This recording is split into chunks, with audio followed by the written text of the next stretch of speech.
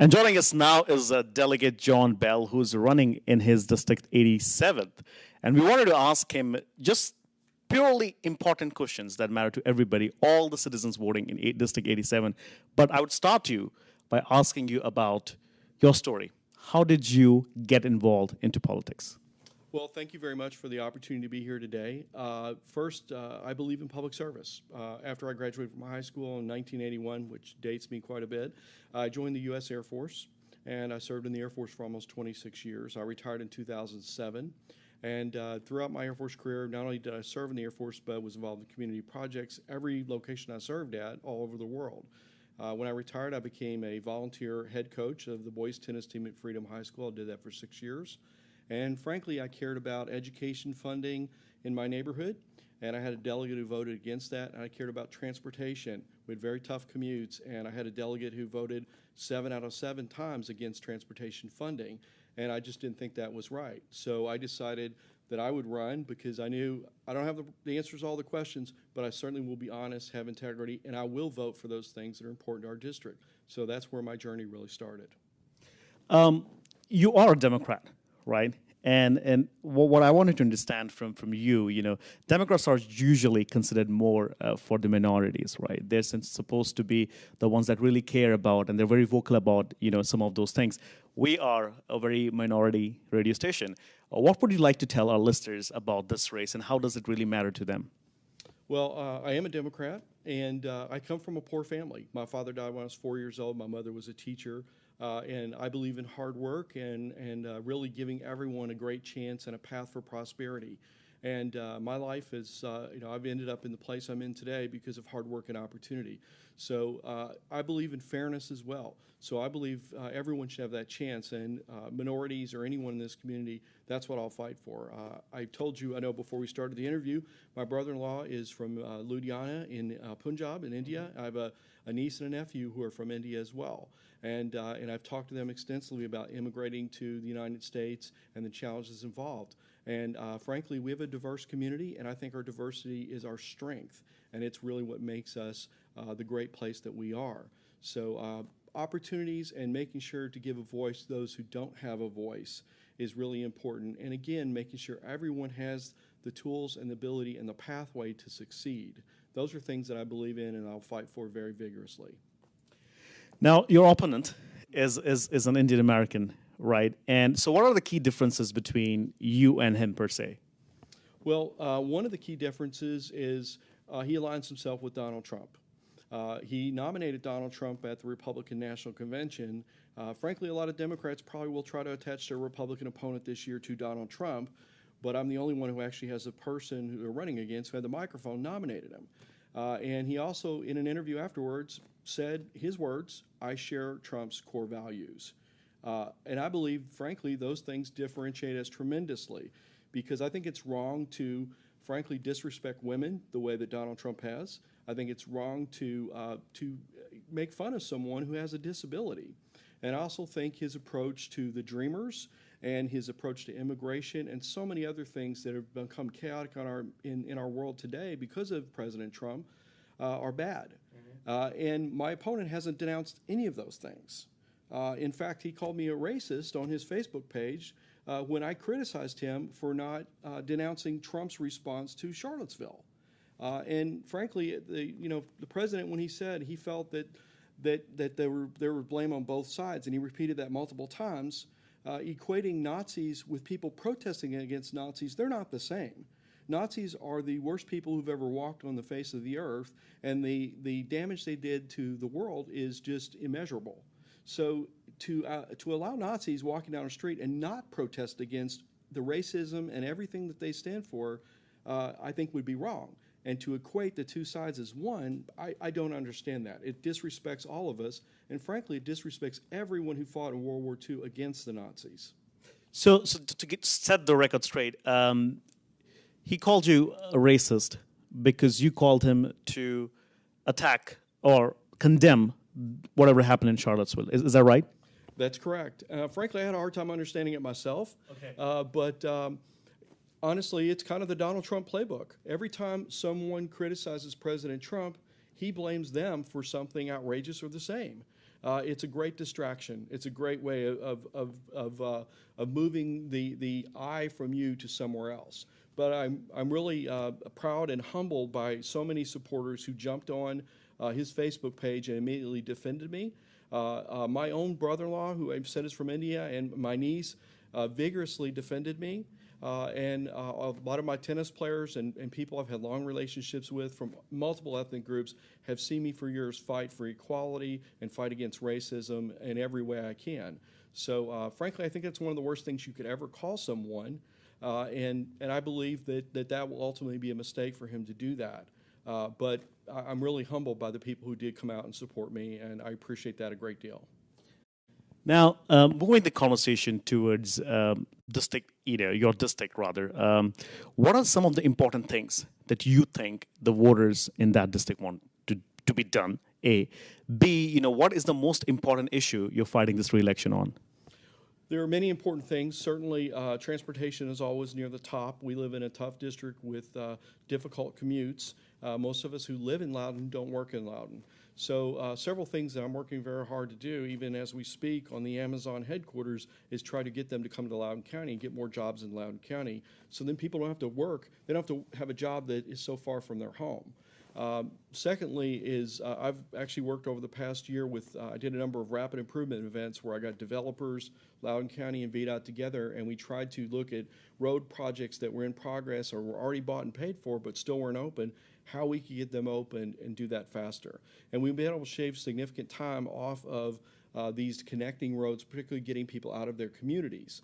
I came here today on Loudoun County Parkway, which I was at the ribbon cutting about 2 weeks ago, got to cut the ribbon and speak at that ceremony.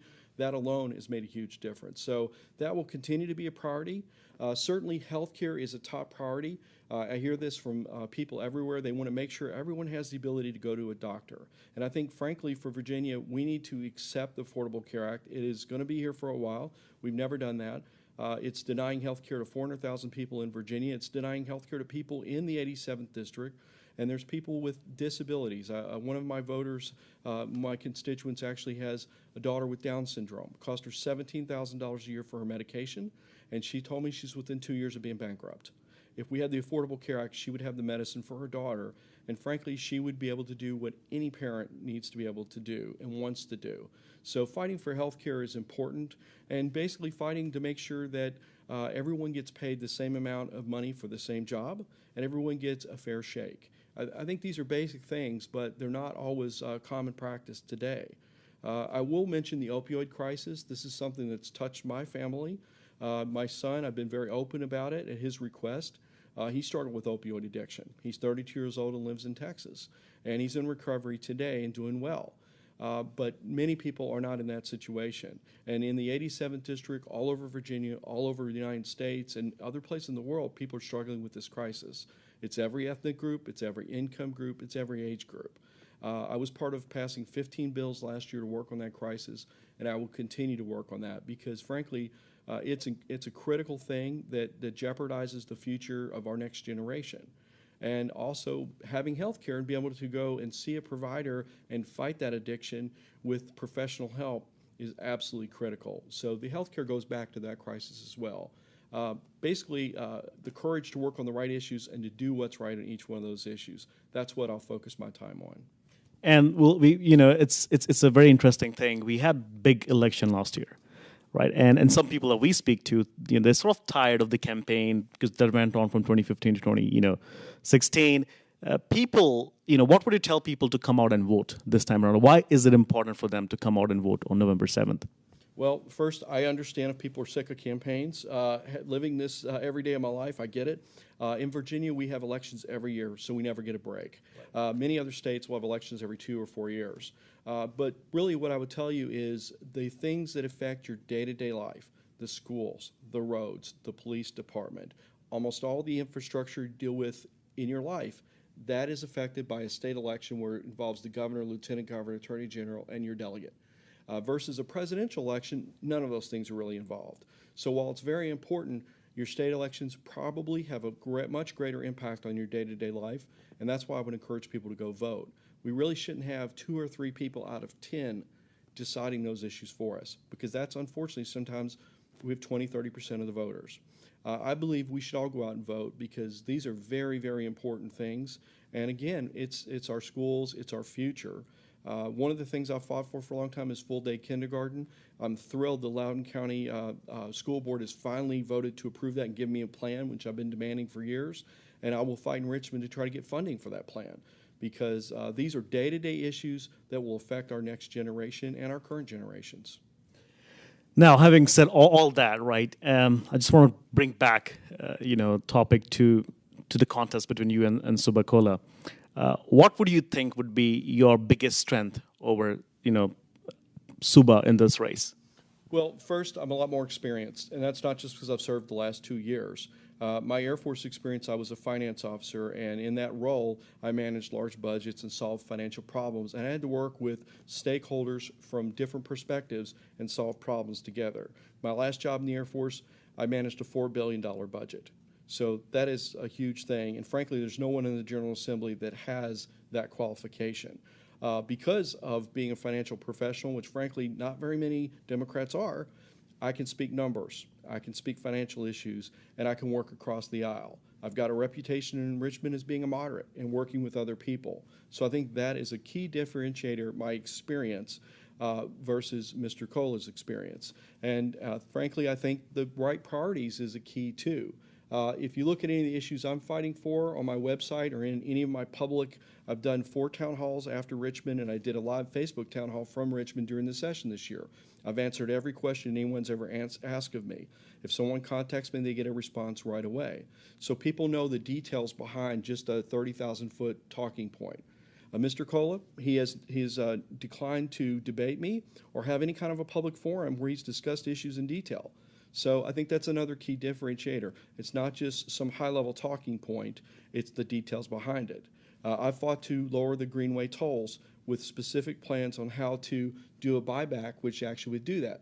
Mr. Cola used some of my talking points and said he wants distance-based pricing. Great, everyone does. Now, how are you going to achieve that? Because the Greenway owners, I met with them 5 times, they're not just going to do that or they would have already done it. We're going to have a plan to get there. So I think having specifics and actually really knowing how to work with other people and understanding the financial implications of it is critically important. Now we know Subakola is going to watch this interview and hear this on the radio. Is there something you want to tell him? I'd be happy to debate you at any time, any place. And I think the voters, frankly, as part of the due diligence for this office, if you want this office, they should be able to know how you truly feel and be able to compare you against your opponent, both of you at the same time. And I believe that's important. I'm interviewing for this job. When I knock on every door, I tell the people that are my voters, they have a chance to interview me right there, right then. And I think having public discourse and dialogue is critically important. Now, I just want to give the last final thoughts to this, and I want you to basically talk to everybody and tell them why they should come out and vote. And, what are the things that you would do if you're elected? Well, first, I'll say it's been a great honor to serve in the House of Delegates. Every day I go in there, I'm humbled by the experience, and I take every vote very seriously. I see the people's faces from this district, and I see the children going to school, and I hear their voices when I take those votes. So please know, every vote I make, I think of you, and I try to always do what's right for this district. So what I'll take with me to Richmond for you, if I'm blessed to win this next election, is I'll always think of you, put you first. I believe in the core values that I learned when I was in the Air Force: integrity first, service before self, and excellence in all we do. So I will always have integrity and be honest about what I do, but I will put your needs above my own, and I will always strive for excellence. So that's what I'll do, and I'll have the courage to do what's right. Regardless of whether it's popular or regardless of whether it's easy to accomplish, I'm going to have the courage to work on those things and to take those issues on, because that's what's right for the people in the 87th District. So again, it's the day-to-day issues that impact your life, and I believe it's very critical. One of the other things I'll quickly mention that I've put in a bill for that I think is very important is nonpartisan redistricting, because unfortunately our democracy right now, I believe, is in jeopardy because we've got rigged districts all over Virginia and all over America. Each party has been guilty in the past of doing this. Right now in Virginia it's the Republicans, but in the past the Democrats have been guilty as well. My bill would put it mainly to computers, and then a 10-person committee, non-political, will only be able to make minor adjustments. I think that is important to preserve our democracy. The voters should pick their elected official, not the elected officials picking their voters. So again, the courage to do what's right. Not an easy issue to tackle, but it's one I'll put my heart and soul into. Tilak, it's been a pleasure. Thank you so much. Thank you very much. I appreciate this opportunity.